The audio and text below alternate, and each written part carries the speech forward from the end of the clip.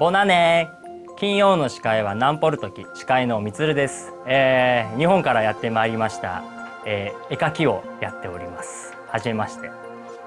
初フランスはかなり面白いことになっております。最高です。今日のラインナップはゲームレビュー、アニメリリース、まず最初はノーライフニュースからご覧ください。どんなニュースがあるのでしょうか。どうぞ。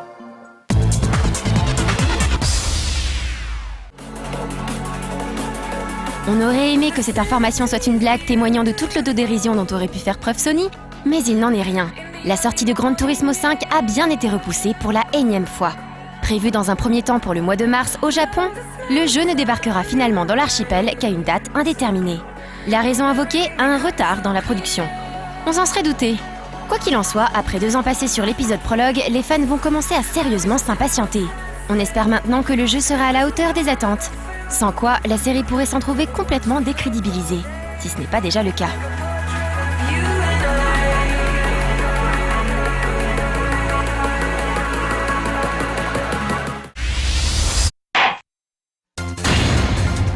C'est aujourd'hui vendredi 15 que l'on peut découvrir sur le WiiWare le premier Phoenix Wright de la DS. Le titre Capcom désormais culte sera accessible pour 1000 Wii Points. Mais on attend toujours le prochain volet DS, Ace Attorney Investigation, Miles Edgeworth, prévu lui pour le 19 février prochain.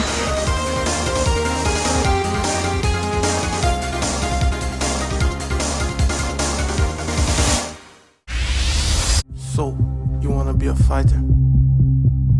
Ayant rencontré un beau succès avec son édition 2009 d'UFC Undisputed, THQ n'avait aucune raison de ne pas enchaîner avec un épisode 2010. L'éditeur américain a même d'ores et déjà communiqué la date de sortie de celui-ci. C'est le 28 mai prochain que les joueurs pourront se procurer le titre. Pour le moment, nous n'avons pas plus d'informations sur ce titre, si ce n'est qu'il devra faire face cette année à la concurrence d'Electronic Arts et de son EA Sports MMA.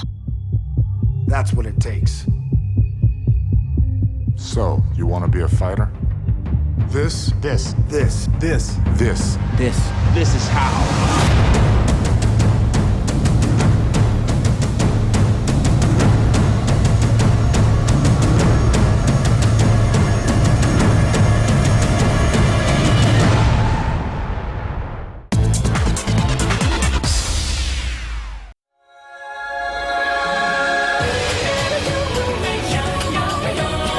Emblème du RPG fanservice, Arton Helico a tous les arguments pour séduire un public aussi bien japonais qu'occidental. Son 3e épisode sortira au Japon le 28 janvier prochain. Si le scénario reste commun puisqu'il faut protéger de jolies prêtresses sur qui repose l'équilibre du monde, ce sont les relations entre les personnages qui le sont moins. Il faut en effet régulièrement draguer les prêtresses pour leur permettre de libérer leur pouvoir. Ce qui occasionne bien évidemment l'apparition de tout un tas de sous-entendus coquins dans les dialogues. La série est d'ailleurs réputée pour son humour et pour le peu de vêtements portés par les héroïnes. On espère que le jeu fera le chemin jusqu'à chez nous, ce qui n'est pas encore le cas du 2e épisode.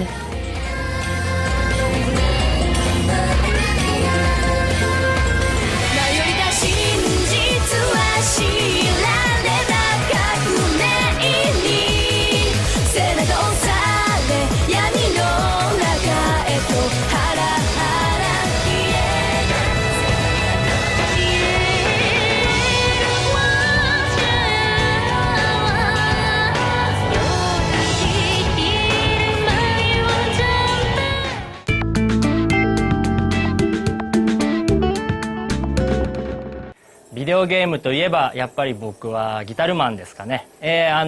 最近僕もプレステ3とかでダウンロードできるゲームとかをよく見るんですけど、ギタルマンがまたすごい何年も前に出たゲームなのに今もダウンロードできるみたいで、フランスでもいろんな人に会う時にギタルマンを作った人なんだって言うと本当って驚いてくれるので、すごいみんな知ってくれてるんだなと思って驚いています。それでは本日のゲームレビューどうぞ。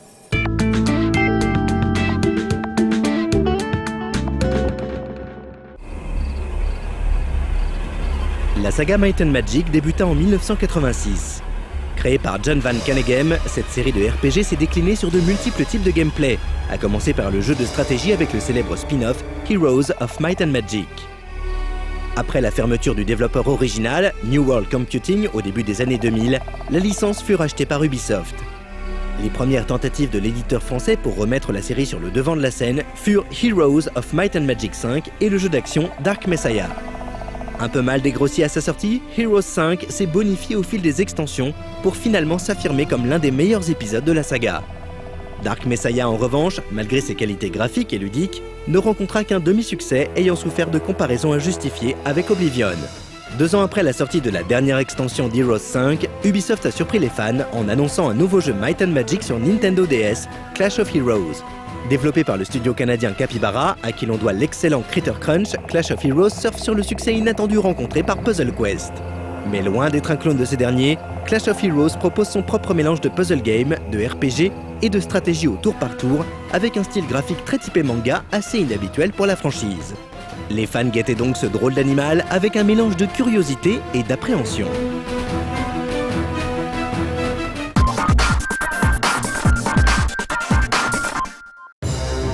La grande force de Might & Magic a toujours été les liens scénaristiques unissant les différents jeux qui composent cette grande fresque.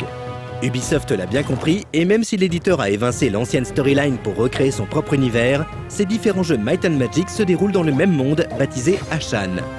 Clash of Heroes commence 40 ans avant les événements de Heroes 5. Une éclipse de lune annonce la venue prochaine d'une horde de démons voués à Urgash, le dragon du chaos. En prévision de cette invasion, un artefact a été transmis de génération en génération, la lame d'entrave, qui permet à son possesseur de contrôler les forces démoniaques. 3 familles issues des rangs des elfes sylvains, des chevaliers de l'Empire et des magiciens ont eu la tâche de veiller sur cet artefact pour s'assurer qu'il ne tombe pas entre de mauvaises mains. Mais un groupe de démons est parvenu à s'infiltrer dans Asham pour éliminer les membres de ces familles et s'emparer de la lame. Parents éliminés, les rejetons de ces familles se retrouvent à porter la destinée du monde sur leurs jeunes épaules.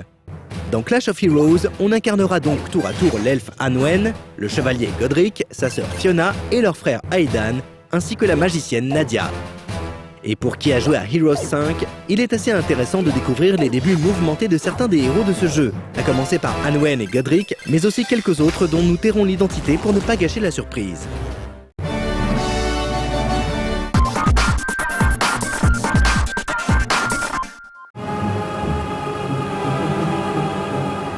Dans Clash of Heroes, le joueur n'incarne un héros possédant une armée évoluant dans les terres d'Ashan en quête de trésors et de combats à mener. Les déplacements ne sont pas libres mais se font de point en point. Certains de ces points abritent des ennemis à affronter, des personnages avec qui discuter pour en apprendre plus sur l'histoire, des trésors ou des bâtiments où recruter des créatures pour son armée. Mais évidemment, c'est lors des combats que le jeu prend toute sa dimension. Les combats de Clash of Heroes reposent sur une mécanique simple. Le joueur possède des unités de différentes couleurs. En alignant 3 unités verticalement, les unités attaqueront l'ennemi après un nombre de tours dépendant de la puissance de l'unité. En alignant 3 unités horizontalement, les unités se transforment en murs de défense pour bloquer les attaques adverses. L'idée est de parvenir à traverser les lignes ennemies pour infliger des dégâts directement aux héros d'en face. Voilà le principe de base. Là où ça se complique, c'est qu'on ne peut déplacer que les unités situées en queue de colonne pour les placer au bout d'une autre colonne, ou bien les supprimer en appuyant sur B. Chaque déplacement ou suppression d'unité coûte 1 point d'action. Le joueur a 3 points d'action à sa disposition à chaque tour, mais il regagne des points en parvenant à faire des enchaînements. Par exemple, lorsque la suppression d'une unité permet de former une ligne d'attaque ou de défense. Ajoutons à cela que si le joueur parvient à avoir 2 lignes d'attaque d'une même couleur se déclenchant dans le même tour, il effectue une attaque liée qui maximise les dégâts. Enfin, une pression sur la gâchette R permet de faire venir les renforts au prix d'un point d'action. Le jeu propose 5 factions différentes, typiques des jeux Might & Magic. On retrouve donc la Sylve et ses archers-elfes, fées et druides, le havre des chevaliers, prêtres et anges, la nécropole et ses squelettes, zombies et autres vampires, l'inferno des diablotins, démons et succubes, et enfin l'académie des magiciens, djinns et golems. Chaque camp possède 8 unités différentes, 3 unités de base qui sont en nombre illimité et des unités plus prestigieuses qu'il faudra acheter dans leurs bâtiments respectifs. Ces unités peuvent également être détruites lors des combats. Elles sont réparties en 2 catégories, les unités d'élite qui occupent 2 cases sur le champ de bataille et nécessitent d'être associées à 2 unités de base pour être activées, et les champions qui occupent 4 cases et nécessitent 4 unités de base pour être activées. Toutes ces bestioles ont bien sûr leurs propres capacités et pouvoirs. En remportant un combat, le héros et ses unités gagnent de l'expérience qui les rendent plus puissants et plus résistants. Chaque héros possède également un sort unique capable de changer l'issue de la bataille, mais qui ne peut être utilisé que lorsque la barre de mana est pleine. Celle-ci se remplit lorsque le héros est blessé, inflige des dégâts au héros adverse ou réalise des enchaînements. Enfin, le joueur trouvera également des artefacts offrant des bonus bien pratiques. Clash of Heroes propose évidemment un mode multijoueur. Si initialement le joueur n'a accès qu'aux 5 héros du mode campagne en multi, il en débloquera 5 autres au fur et à mesure de sa progression dans le mode solo.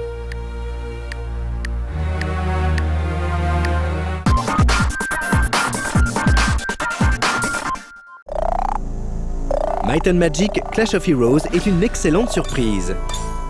Que les joueurs ne se laissent pas abuser par le côté puzzle game du jeu. De la même manière que Puzzle Quest cachait un vrai RPG sous ses aspects de clone de BG World, Clash of Heroes est un vrai jeu de stratégie avec une grande variété de tactiques, de créatures et de situations. La durée de vie du titre est pour le moins respectable, puisqu'il faudra compter au moins 30 heures pour venir à bout de la campagne. Si on ajoute à cela les multiples quêtes secondaires, énigmes et puzzles facultatifs, primes à récolter et secrets à découvrir, on se rend compte qu'Ubisoft et Capybara n'ont pas réalisé un spin-off au rabais. Clash of Heroes utilise à bon escient le bestiaire de l'univers de Might and Magic. Et il faut également noter l'excellente bande-son qui reprend les meilleurs thèmes de Heroes 5, réarrangés pour l'occasion. Quant au style graphique, s'il ne plaira pas à tout le monde, il se révèle tout à fait cohérent sur DS. Malgré le style manga, les personnages et créatures restent parfaitement reconnaissables et instantanément familiers. Sans compter que les sprites joliment animés évoqueront d'agréables souvenirs aux joueurs de la génération Super Nintendo. Le jeu a bien quelques défauts, mais ils sont minimes. On notera une difficulté parfois mal dosée dans la campagne solo, et le fait qu'il est impossible de connaître le niveau du héros adverse avant d'avoir engagé le combat. Et ce ne sont là que de vils pinaillages. Clash of Heroes, loin d'être une exploitation sans âme du nom Might and Magic, est le hit en puissance de la rentrée 2010. C'est assurément un jeu à ne pas rater.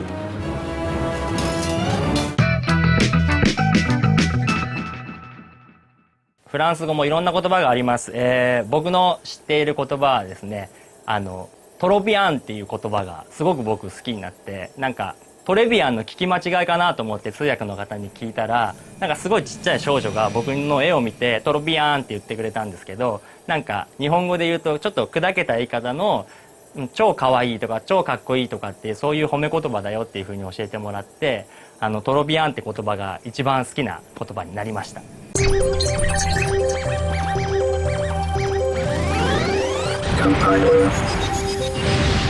Pixel, qu'est-ce que c'est? Bonjour à tous. Bonjour Compile. Bonjour Cyril. Est-ce que tu sais ce que c'est que le pixel? Oui, c'est la contraction de Picture Element. C'est exact. Picture Element, l'élément d'une image. En fait, un pixel, c'est le plus petit élément qui compose une image informatique. Donc si je comprends bien, un demi-pixel, ça peut pas exister. Bah, par définition, non. C'est comme dire qu'il existerait des demi-personnes ou des demi-chats. Kawaii. Une image affichée par un ordinateur, c'est un damier de pixels. Et toi, Compile, pour afficher tout ça, tu es obligé de retenir par cœur la couleur de chaque pixel. Ah oui, mais plus il y en a, plus je vais avoir besoin de mémoire. Mais exactement. C'est pour ça qu'il y a plusieurs dizaines d'années, les ordinateurs n'avaient pas beaucoup de mémoire et ne pouvaient donc pas afficher beaucoup de pixels. Et pas beaucoup de couleurs non plus. Mais plus la technologie augmente et plus les ordinateurs gagnent en mémoire. Plus ils peuvent afficher de pixels et plus l'image devient fine. Moi par exemple, en HD, je peux afficher 2 millions de pixels. C'est marqué dans la notice. Et oui, alors que ton grand-père, l'Apple II, ne pouvait afficher que 50 000 pixels, ce qui est déjà pas mal. Oh grand-père. Est-ce que ça veut dire qu'il ne pouvait pas afficher la même résolution que moi? Exactement, car la résolution, c'est tout simplement la manière la plus simple d'indiquer combien de pixels sont affichés à l'écran. Reprenons notre damier de pixels. Par convention, les humains ont décidé d'indiquer la taille de ce damier de pixels en largeur et en hauteur. Par exemple, l'Apple avait une résolution de 280 par 192, ce qui fait environ 50 000 pixels. Mais ça suffisait 53 760 pixels? C'est quand même moins qu'un téléphone portable. Pour afficher notre alphabet occidental, oui. Mais par exemple, au Japon, il y a eu des ordinateurs avec beaucoup de pixels très tôt pour pouvoir afficher les caractères japonais de manière lisible. Mais comment ils faisaient?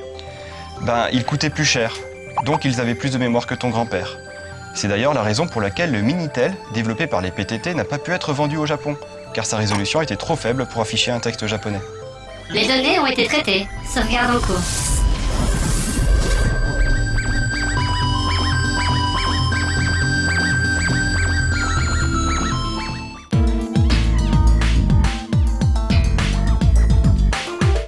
はい、アニメといえばということでアニメの話をしなきゃいけないんですけれども、僕は実はすごいオタクなんですけど、ゲームとか漫画とか映画とかはすごいオタクなんですけど、アニメに関してものすごいど素人で、好きなアニメを答えてっていう風に聞かれた時にさっき思い浮かんだのがスポンジボブで、全然日本のアニメですらないって思ったんですけど、最近日本でもスポンジボブが結構あんまり人気じゃないけど、そんな人気ではないけどオンエアされてて、僕は見て結構可愛さでどす黒いジョークにちょっとハマってます。はい、ではアニメリリースのコーナーです。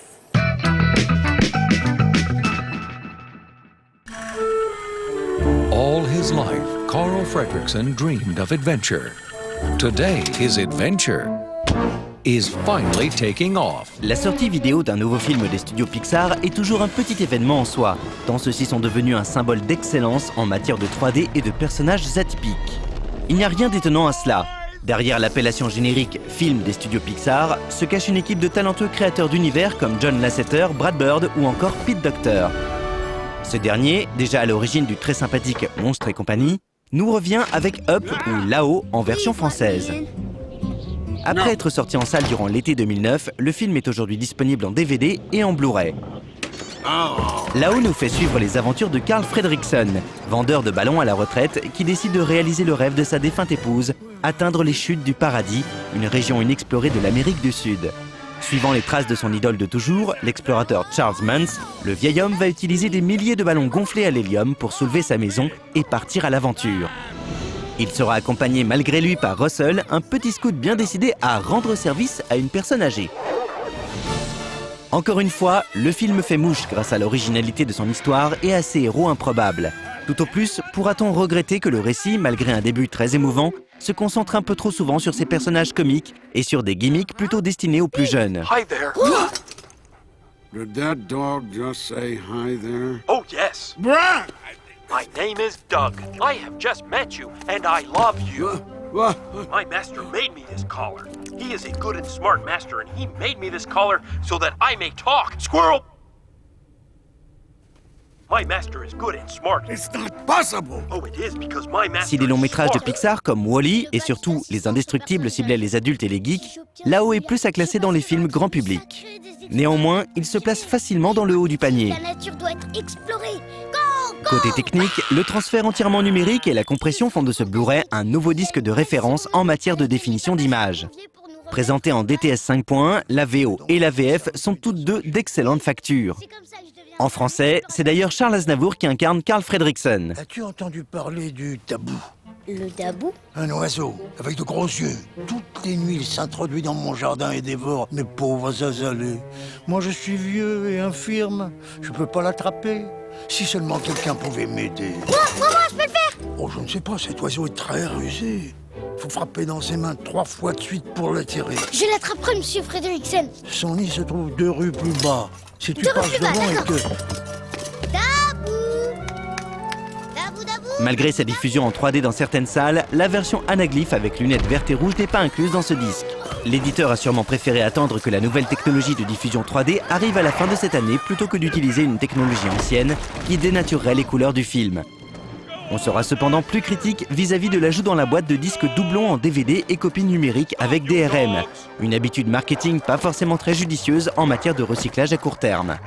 Enfin, on trouvera un disque de bonus comprenant des reportages sur la création des décors et des personnages, des scènes coupées ou non retenues, ainsi que 2 courts-métrages, Passage nuageux diffusé en salle avant le film, et Doug en mission spéciale, un inédit avec le héros canin du film.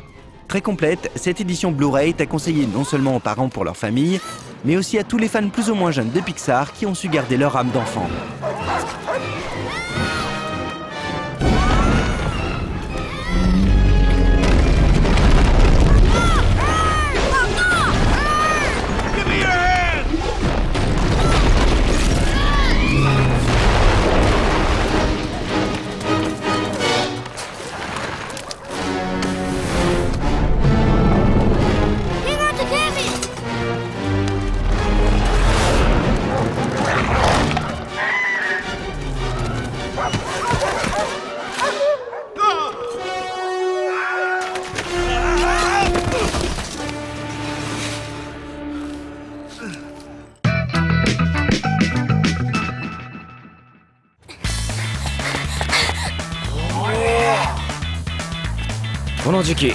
Si vous êtes un otaku pur et dur, vous avez sûrement déjà dû acheter les DVD simples de la série La Mélancolie de Haruhi Suzumiya lors de leur sortie. Pour les autres, sachez qu'un coffret regroupant tous les épisodes de la série a vu le jour juste avant les fêtes.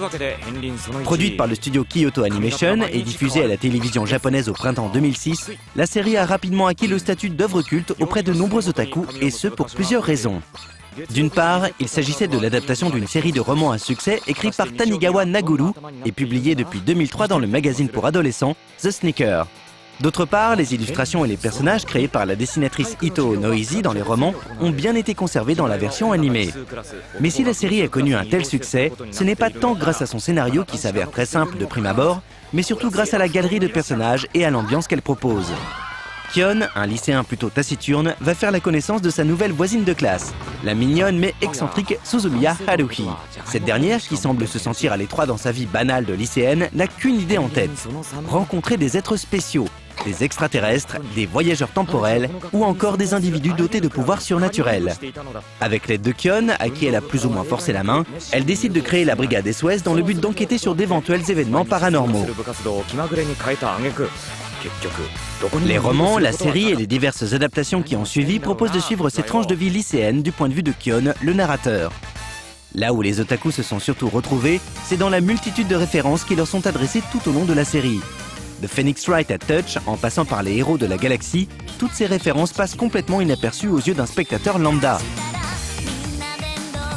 De plus, la galerie de personnages mise en scène pioche volontiers dans tous les archétypes d'héroïnes que l'on a pu rencontrer ces dernières années. Haruhi, la tsundere, c'est-à-dire la pain-bêche, Mikuru, la nunuche moe à gros seins, ou encore Yuki, la fille glaciale façon Lei Ayanami dans Evangelion, il y en a vraiment pour tous les goûts. Il faut également noter que lors de la première diffusion de l'anime à la télévision japonaise, les épisodes n'ont pas été diffusés dans l'ordre logique du scénario, créant ainsi une certaine confusion auprès des spectateurs. Cela a immédiatement engendré une certaine effervescence sur les forums de discussion. Une effervescence qui s'est particulièrement accrue grâce à l'engouement rencontré par le générique de fin, Hare Yukai, dont la chorégraphie fut reprise dans un très grand nombre de vidéos postées sur les plateformes de partage.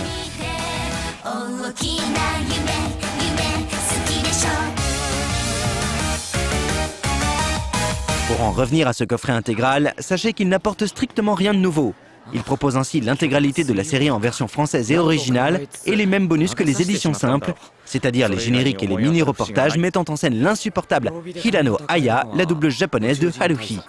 Reste à savoir désormais si la deuxième saison et le film La mélancolie de Haruhi Suzumiya seront édités en France.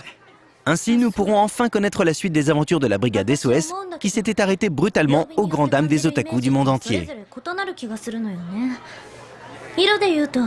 初めて会話が成立したような気がする。水曜が青で、木曜が緑。金曜が金色で、土曜は茶色、日曜は白よね。なんとなくわかるような気もするが、つうことは数字にしたら、月曜日が0で日曜が6なのか。そう。俺は月曜は1って感じがするけどな。あんたの意見なんか誰も聞いてない。そうかい。